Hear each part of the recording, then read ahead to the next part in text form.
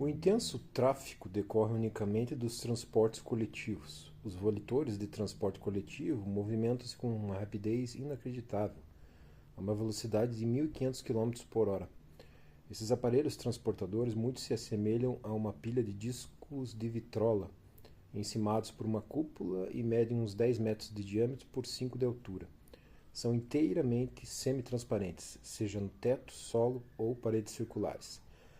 No seu bojo existem numerosas banquetas redondas para uso individual que se localizam em toda a periferia interna.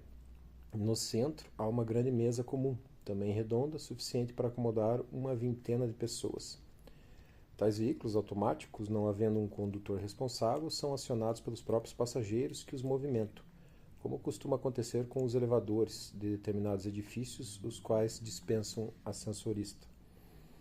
Na porta, em formato de arco pleno, há um botão que o passageiro comprime ao entrar, fazendo com que o volitor se movimente em grande velocidade. Em oposição, do outro lado da porta, outro botão provoca sua parada. Ninguém se preocupa com a movimentação do volitor, a não ser o próprio passageiro interessado em descer ou subir. Sua porta é ampla e costumam entrar ou sair atendendo invariavelmente os respectivos lados, o que se torna compulsório ante o dever do passageiro, ao descer, de acionar um dispositivo externo para o volitor prosseguir a sua viagem. Não obstante os volitores se deslocarem com grande rapidez e suas paradas se sucederem em cada meio quilômetro, tudo se processa serenamente, sem solavancos, sem que os passageiros sejam atirados uns de encontro aos outros, como acontece nos transportes coletivos em nossas grandes cidades. Creio haverem resolvido e superado a lei da inércia. Não consegui saber como podiam realizar esse fenômeno.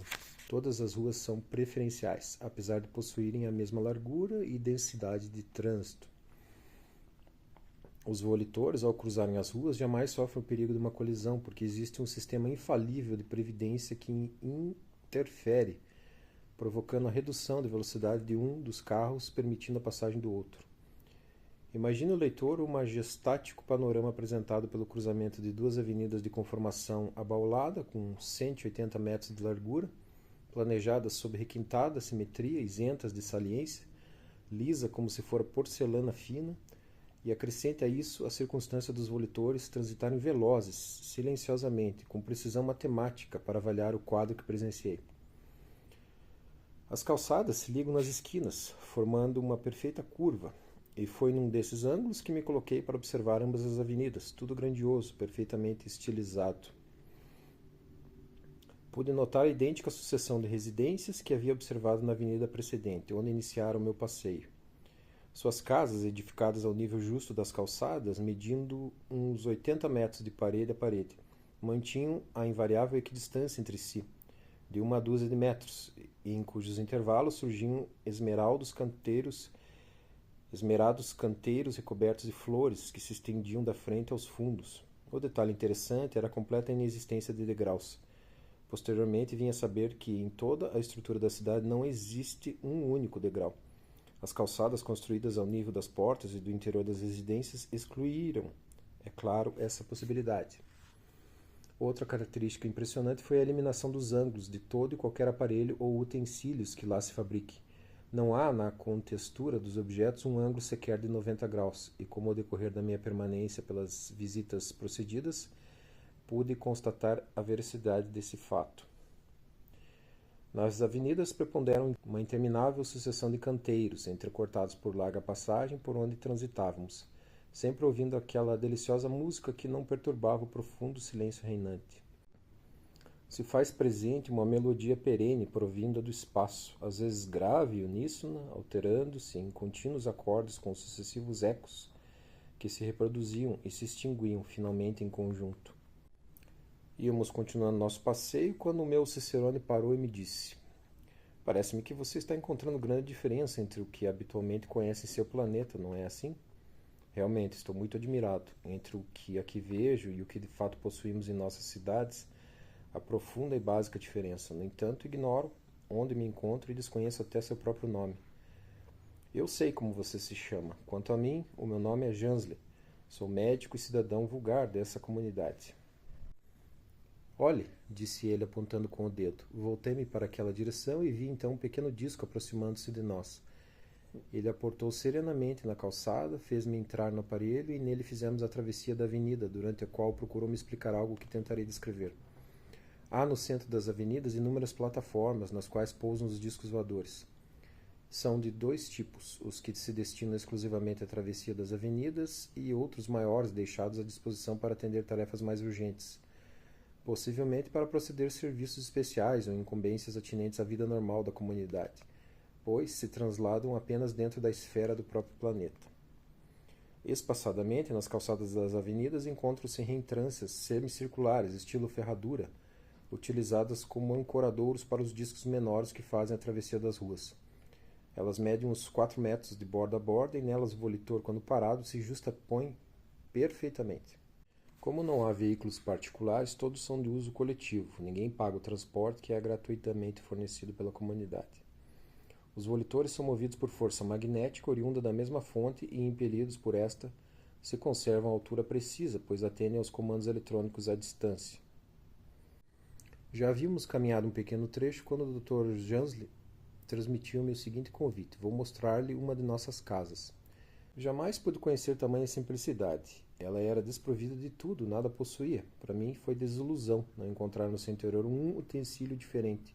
Nada possuía de notável, digno de menção especial. A pomposa residência, a não ser a disposição dos quartos, que, contrariamente ao nosso método de construção, formam uma ala em torno do prédio, sem comunicação com o seu interior, composto de uma única sala. Fugindo aos nossos hábitos, as residências são desprovidas de mobiliário, adornos ou decorações de qualquer estilo, bem como do complexo maquinário que utilizamos para o nosso conforto. A completa ausência de janelas, portas, lustres, candelabros, armários e da interminável divisão de cômodos, muito peculiar aos nossos palacetes, simplifica a vida dos seus moradores. Praticamente, as residências se compõem apenas de duas partes distintas, uma interna e outra externa. O seu interior é constituído de uma única sala muito ampla, suficiente para acomodar umas 5 centenas de pessoas, tendo ao centro uma vastíssima mesa circular, com suas respectivas banquetas, o seu piso ligeiramente côncavo, mais pronunciado ao derredor junto às paredes, de onde emanam sucessivas banquetas intervaladas por mesinhas, também redondas. No alto, em toda a circunferência da sala, há uma prateleira onde colocam os recipientes alimentares, verdadeiros depósitos, particularmente conhecidos pela cor do líquido que contém. A outra parte é formada por uma série de quartos contíguos, dispostos do lado externo do edifício, tendo acesso para os jardins, sem, contudo, possuir comunicação com o interior da moradia. Os quartos são amplos e guarnecidos, no centro por uma grande cama redonda, revestida de um material à guisa de espuma de borracha, mais consistente do que o nosso. Um travesseiro circular coletivo acompanha o mesmo formato da cama, emergindo saliente de uma das extremidades do grande colchão, em toda a sua volta, estabelecendo curiosa disposição. Mas não se utilizam de cobertas ou de qualquer coisa parecida. A disposição no interior da sala lhes permite em dias festivos se reunirem para conversar e o fazem comodamente instalados, desfrutando ampla visão do ambiente.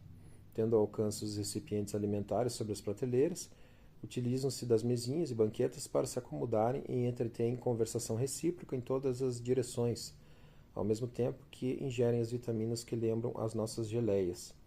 Lá não existe o problema da luta para a preparação de alimentos e, consequentemente, não há liberação de resíduos, inexistindo o que denominamos lixo. Para esse fim, contribuem sobremaneira as condições ambientais isentas de poeiras de vento, além de outros fatores preponderantes que concorrem para manter sempre limpas as moradias. A profilaxia do ambiente elimina a possibilidade de vida micro-orgânica, evitando assim deteriorização. Dispensam as cautelas necessárias à conservação dos alimentos que se mantêm inalterados. As casas não possuem cozinha, os alimentos são fabricados em local próprio, de onde são levados para os depósitos públicos, de que oportunamente falarei. Também eles dispensam o banheiro, pois os seus habitantes não expelem excrementos. Não exudando toxinas, como acontece conosco, em virtude da alimentação científica e controlada a que se submetem, livres de impurezas, poeiras e outras contaminações, dispensam o uso de banhos, bem como a complicada e curiosa instalação tão útil aos nossos lares. À entrada da residência, depara-se com 2 aparelhos idênticos aos fones de visão que conhecia à margem das avenidas. Em cada lado da porta se localiza um conjunto composto desse aparelho, mais uma pequena mesa com a sua respectiva banqueta para a pessoa sentar-se. Muitos deles tomam suas refeições nesses conjuntos, enquanto conversam com amigos e parentes, permanecendo, porém, sempre com o olhar fixo naquele olho mecânico do fone visão. Pelos esclarecimentos do Dr. Jansley, após um dia de trabalho, entremeado de culto e prática de esportes, recolhem-se os moradores às suas residências. Tal dia corresponde em nosso tempo a uma média de mais ou menos 250 horas. Ao anoitecer, passeiam sem preocupações dentro de um ambiente agradável, sempre festivo, de permanente respeito mútuo. Jamais os componentes da comunidade guardam resquícios sentimentais ou são portadores de desrespeito, maldade ou sequer engendram pensamentos inferiores. Mesmo nesse pequeno entreato da vida, procuram ativar suas mentes, objetivando a excelsa harmonia que lhes assegura um indefectível bem-estar, em consonância com as vibrações benéficas que aferem do alto.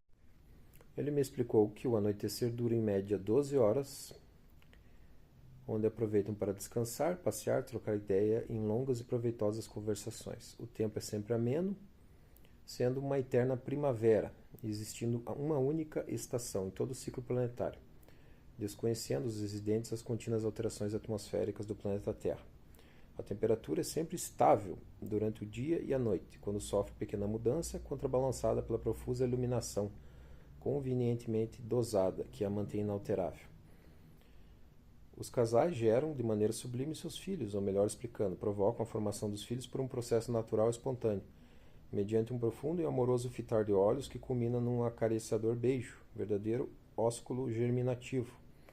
Como não possuem órgãos genéticos, a mulher é dotada de uma bolsa para gestação, bem como de uma pequena incisão para permitir o nascimento do filho, o que se processa sem os habituais sacrifícios, aflições comuns à nossa humanidade.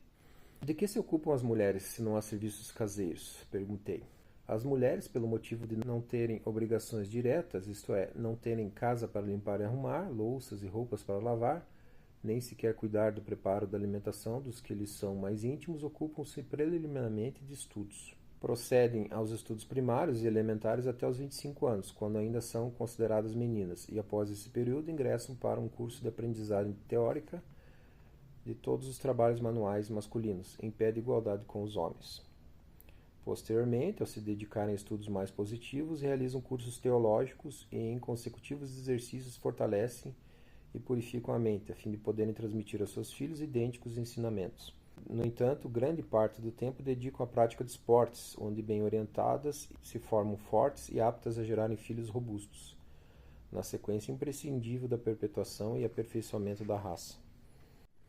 Nos primórdios de nossa infância, inclui-se o plantio solene de uma flor, que passa a constituir para a criança o entretenimento de seus dias. O desvelo e o carinho com que a cultivam é como se fora a carícia paternal a despontar-lhe os sentimentos de acendrado amor. Como as flores duram cerca de 180 a 220 anos e são na realidade de inigualável beleza e soberba aparência, quando fenecem constituem sem dúvida motivo de tristeza para quem as plantou, como para os que acompanharam seu desenvolvimento. À noite há iluminação conforme me deu a entender, no entanto não vejo nada que possa fornecer luz aos habitantes. Há uma iluminação muito intensa. Já superamos o problema da iluminação por eletricidade. Há em todo o contorno da cidade projetores denominados futuores. São de cor clara, com frisos salientes, colocados em sentido vertical e têm a conformação perfeita dos nossos açucareiros de bar. Possuem a propriedade de lançar para o alto fortes jatos de gases, que se inflamam, produzindo luz fria e estabelecendo uma grande abóbada, como se tratasse de um imenso pano de circo.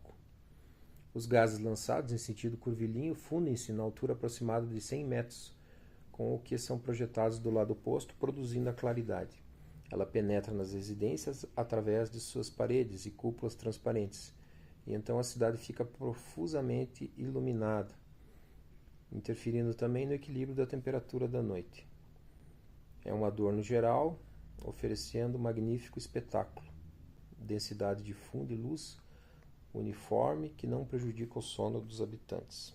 Ao atravessar as paredes, as cúpulas, a luz sofre uma refração, determinada pela sua composição através do material externo das residências, ofertando aos moradores uma claridade amena e muito favorável ao descanso, proporcionando-lhes assim um tranquilo e revigoroso sono.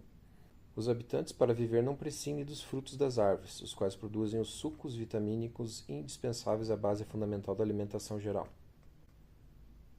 Todos devem estagiar no campo, servindo e trabalhando como qualquer lavrador, condição decorrente da necessidade de uma permanência a prazo curto junto à natureza para a captação de novas energias. Na época do transpácio, o operário trabalha no campo como colono da indústria. Aliás, lá o missionário é cientista, médico ou engenheiro, bem como o engenheiro é médico, cientista ou missionário. Revezam-se em épocas no exercício das funções, a fim de melhor se familiarizarem com as bases fundamentais da vida no planeta. Após 15 minutos, chegaram a um hospital. Havia, num plano mais elevado, uma espécie de tripé provido de tubos sobrepostos de diversos tamanhos, os quais possuíam bocas entrecortadas por lâminas em frestas, limitando as persianas. E tratavam-se de volitores sanitários destinados a conduzir doentes a várias altitudes, segundo o tratamento aconselhado. Segundo o Dr. Jansly, existem na atmosfera muitas camadas cujos elementos terapêuticos são por nós aproveitados na cura de doentes. Assim, de acordo com o diagnóstico, o paciente é levado a uma altura previamente estabelecida onde permanece determinado número de horas, a fim de se beneficiar com os elementos naturais inerentes àquela camada atmosférica. Casos há do doente necessitar concomitantemente de 2 ou mais elementos para se restabelecer. Dessa forma, o paciente é conduzido à camada onde se encontram os elementos A e B, e nós lhe enviamos daqui, por meio de ondas receptadas por aquele cone externo, o elemento C. Armazenado em recipientes adequados, dispomos de elementos distintos e indispensáveis à cura do doente. Quando se faz necessário, os projetamos para as câmeras retificadoras do aparelho, que se encarrega de atuar dosadamente sobre o físico depauperado do paciente, em consonância com o que assimila na altitude pré-fixada. E aí ele perguntou, não seria mais interessante aplicar aqui embaixo mesmo esses elementos distintos que já se encontram armazenados? E aí ele responde, realmente esse procedimento seria ideal, mas os elementos captados perdem 40% de sua eficiência. Assim, o tratamento correspondente a alguns dias poderá se prolongar por meses. Entretanto, aguardamos para breve uma melhora no processo de captação, o que sem dúvida solucionará o atual método. A nossa atmosfera, sendo centenas de vezes mais fina que a do planeta Terra, é tão sutil que nos permite respirá-la sem a existência de ar. Sem possuirmos pulmão idêntico ao seu, temos um órgão interno que o substitui satisfatoriamente. Há em nosso corpo uma camada porosa absorvendo a atmosfera para provar o conhecido processo da hematose. Estava presenciando o trabalho dos médicos quando deu entrada no recinto um enfermeiro trazendo numa bandeja 3 desconhecidos aparelhos. O primeiro se assemelhava muito a uma garrafa de meio litro sobreposta a um bojudo depósito, tipo fundo de moringa. Tinha abertura pronunciamente curva em formato de respiradouro. Acima da parte bojuda, em sentido horizontal, via-se uma pequena caixa circular. Os outros 2 aparelhos se diversificavam na cor, porém tinham conformação idêntica aos enormes peões de metal que são encontrados em nossos bazares e eram providos de uma alça, onde se via um botão pouco saliente. Enquanto um dos médicos segurava o braço do paciente, o outro tomou o primeiro aparelho pelo gargalo e o apontou na direção do ferimento. Admirei-me de ver, em questão de segundos, as partes desagregadas do ferimento, sangue e outras impurezas serem extraídos por sucção para o interior do aparelho, indo-se alojar na sua parte bojuda, que era transparente. Finda essa operação, notei haverem procedido a uma asepsia preparatória e as carnes do paciente tornaram-se limpas, tendendo para um leve amarelado a sua cor. Posteriormente, o médico tomou um dos outros 2 aparelhos pela alça, mirando-o sobre o ombro do acidentado, ao mesmo tempo que de forma visível acionava um botão. Vi perfeitamente pelo bico do instrumento se despejar um jato de líquido incolor, consoante os nossos lança-perfumes. O líquido, assim projetado, cobriu toda a superfície fendida e, decorridos uns poucos minutos, voltou o cirurgião a se utilizar do primeiro aparelho, o sugador. Aplicou esse novamente o remédio e mais restos de sangue foram também sorvidos para o seu interior, indo juntar-se aos primeiros resíduos. A carne do paciente parecia agora mais sadia, e creio ter o médico completado a total desinfecção. O enfermeiro entregou ao operador o terceiro instrumento, ainda não utilizado, e ele lançou não um líquido incolor, mas jatos imperceptíveis de uma matéria pegajosa, a qual foi se acumulando nas cavidades do ferimento. Era a aplicação de um plasma obtido pela desintegração de tecidos cuidadosamente conservados, que o aludido aparelho distribuía sobre o ferimento em forma de molduração plástica automática.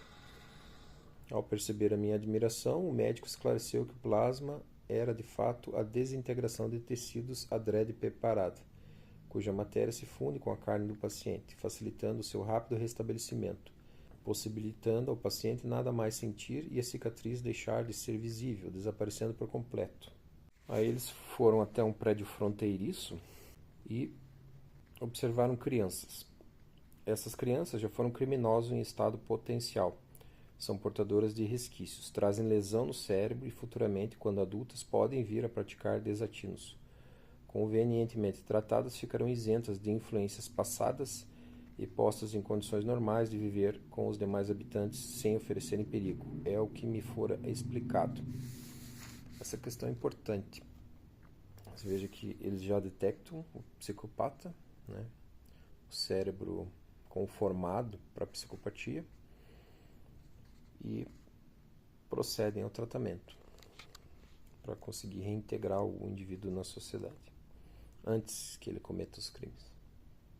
Prosseguindo a visita, foram-me mostrados compartimentos individuais onde seus ocupantes, todos adultos, eram possíveis dementes que jamais puderam ser recuperados, não obstante o intenso tratamento. Define os médicos como lesão natural da mente, as doenças da alma contraídas em razão de um pretérito delito do seu possuidor. As doenças físicas são curáveis dentro de maior ou menor tempo. A par dessa definição, perguntei: aqueles guardas para que servem? Imprevisível é o ciclo inicial de manifestação prejudicial dos que se encontram nesse estado. Em determinado momento podem pretender fugir ou mesmo atacar, então os guardas fazem uso do instrumento de que são portadores. É um retentor, capaz de imobilizar o doente no mesmo instante, até passar o seu ataque de insânia.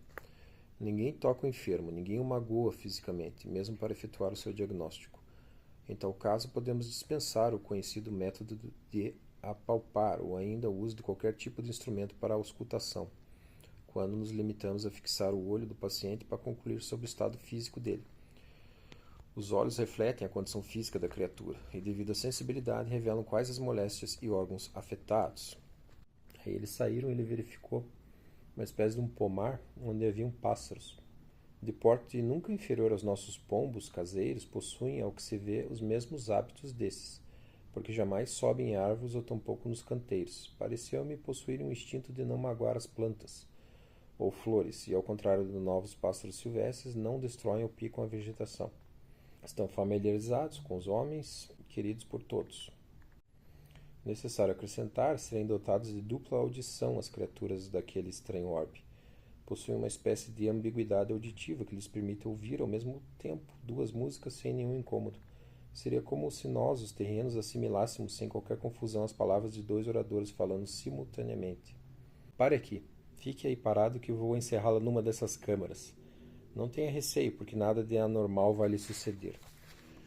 Olhei em derredor para ver se havia qualquer coisa de anormal e percebi no chão uma canaleta côncava de uns 2 centímetros que limitava um círculo repleto de pequenos orifícios.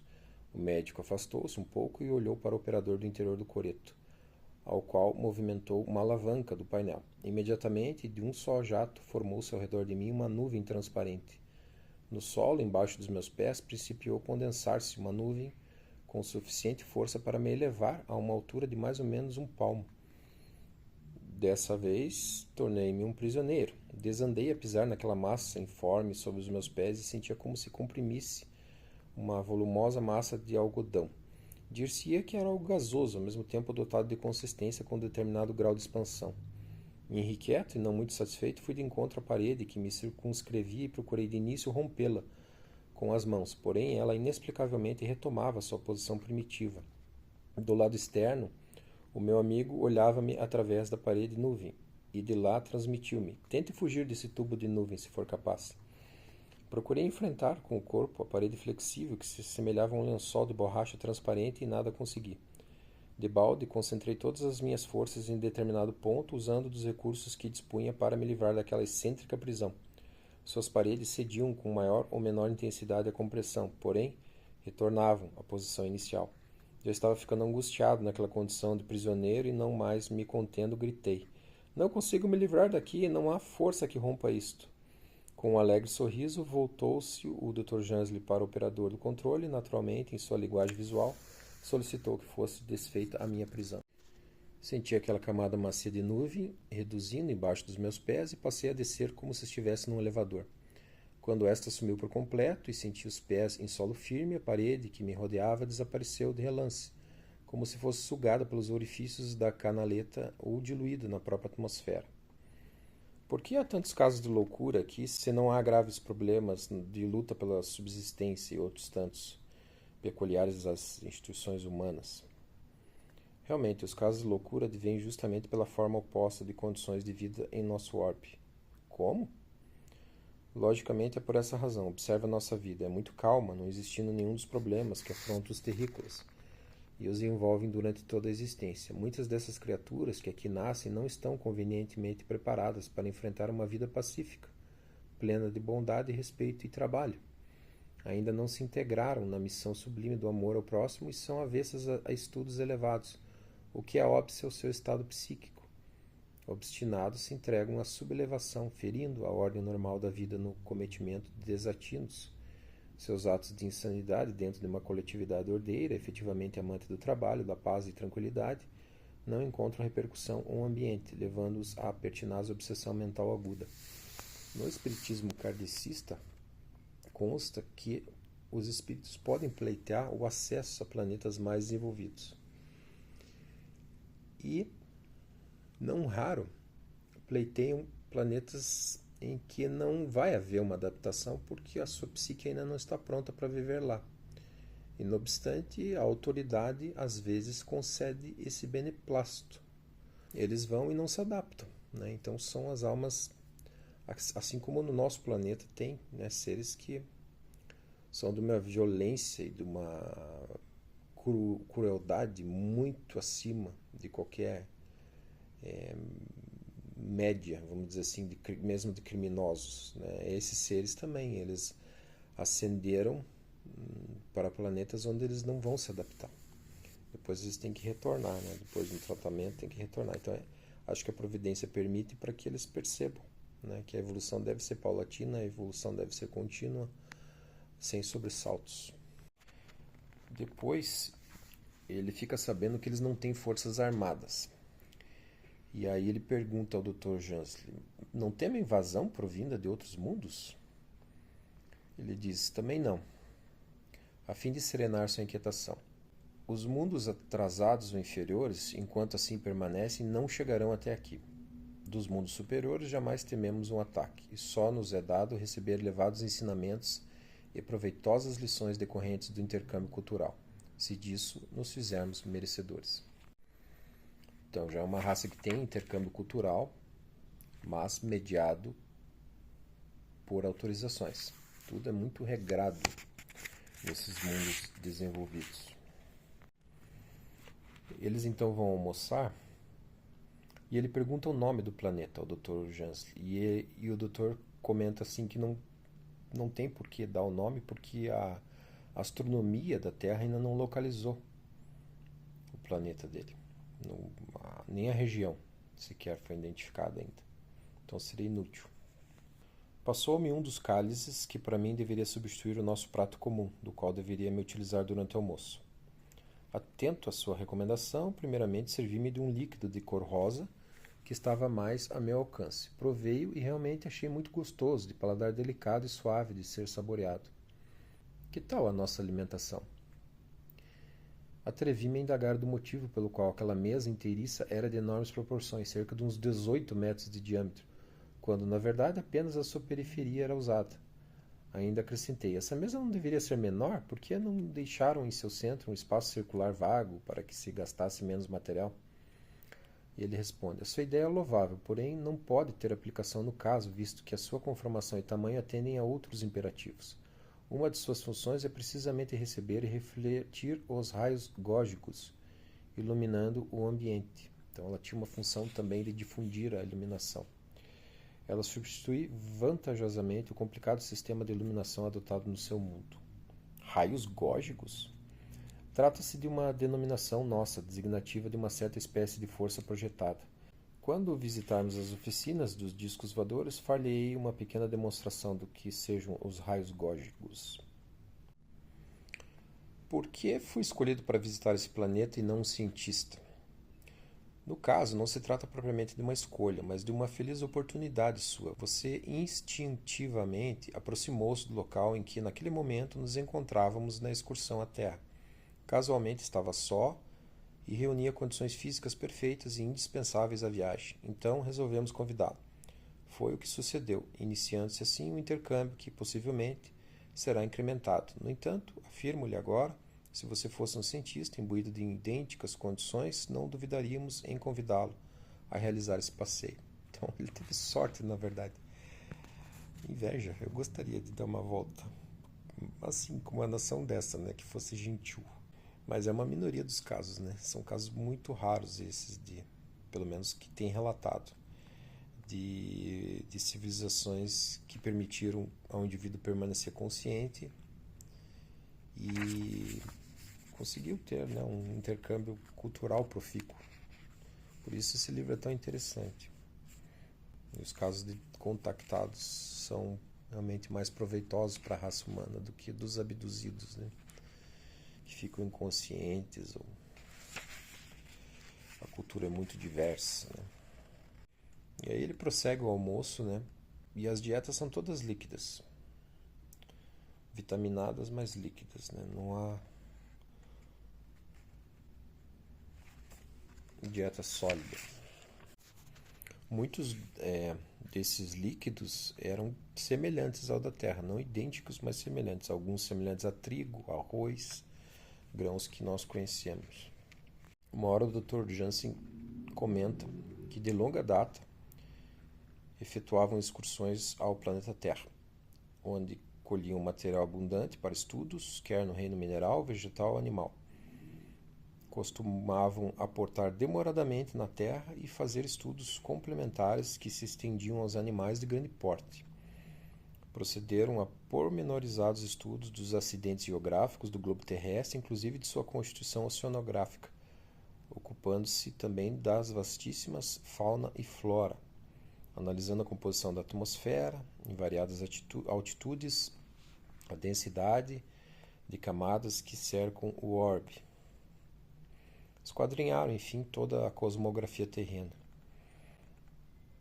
E, aqui interessante, ademais mantemos instalados sobre o seu globo, de maneira direcional, verdadeiras estações transitórias, dotadas de aparelhagem conveniente que nos permitem captar as imagens e projetá-las em nossos salões de estudo, onde equipes especializadas se encarregam de acompanhar, para e passo, todas as atividades científicas dos seus países mais adiantados.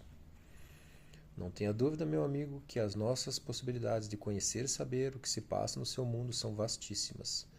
Assim, alongamos as nossas observações aos hábitos, formas de vida, conceitos e preconceitos da humanidade que o habita, pois chegamos a sintetizar as raças e os povos nos seus demarcantes usos e costumes.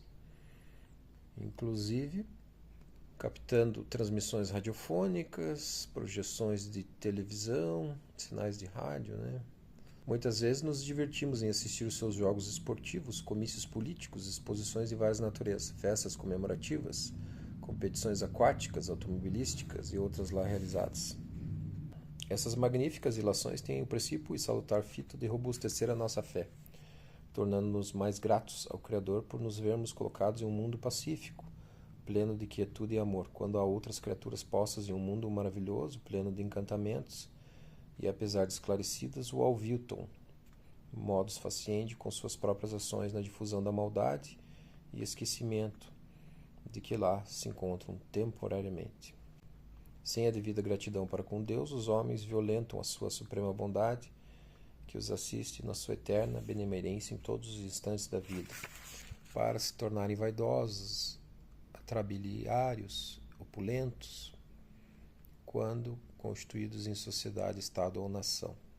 A Terra, não se encontrando nas condições dos mundos subdesenvolvidos, mas no estágio de mundo esclarecido, onde seus componentes já distinguem claramente o bem e o mal, equipara-se a um perigoso delinquente, que cônscio infringe as leis e, como tal, precisa ser permanentemente vigiado para não constituir possível perigo. Em síntese, as atividades de seus moradores alimentam uma caldeira em ebulição, onde as paixões se fermentam na ânsia de riqueza, domínio, outras tendências inferiores, do ponto de não pouparem sequer os próprios semelhantes, para integral satisfação de seus apetites. Utilizam-se de descobertas científicas para engendrar a destruição e, sabemos, não titubearão em provocar maiores males na fúria insânia de sobrepujarem a si mesmos, afetando assim a economia de outros planetas que eles são vizinhos. Então, mais uma vez, uma outra nação preocupada com o efeito de uma guerra aqui nuclear, uma destruição nossa que afeta a atmosfera dos outros planetas, né? O ambiente dos outros planetas, magnético, em diversas dimensões, né? Por isso nós somos tutelados, porque é uma adolescência complicada essa do planeta. Aí tem lá campos de culto, como as nossas igrejas. No concerto do universo há mundos rudimentares, onde seus habitantes, com vislumbres fisionômicos de homem, alimentam-se engolindo avidamente os vegetais crus, raízes e cascas. Nem certos de seus animais se alimentam dessa forma. A água utilizável provém de imundas poças e, devido ao calor reinante, se transforma em focos pestilentos, que os dizimam impiedosamente. Suas vestimentas consistem numa espessa camada de pelos longos e rústicos. Gigantescos e horripilantes animais se entredevoram e invadem os agrupamentos humanos, que sequer têm noção do uso de uma simples lança de pedra para a própria defesa. Vivem no alto de penhascos para se porem a salvo dos ataques de animais, em estado de verdadeira incompreensão. No incrível primitivismo, disputam avidamente as locas, e o aparecimento nos céus de um mero papagaio lhe causa terrível pânico. Pondo agora mais firmeza no olhar, acrescentou: no seu mundo isso não acontece, não é verdade? Desse ponto de vista, a Terra é um paraíso, ele conclui. Então, ele falou de um planeta menos evoluído, né? Onde há raças humanas, e ele deixa entrever também numa outra parte que há raças humanas que convivem com espécies de dinossauros, de feras que aqui foram extintas antes do surgimento do homem. Então são mundos muito complicados para a sobrevivência, onde a alma realmente está sujeita a todo tipo de intempérie e carnificina, né?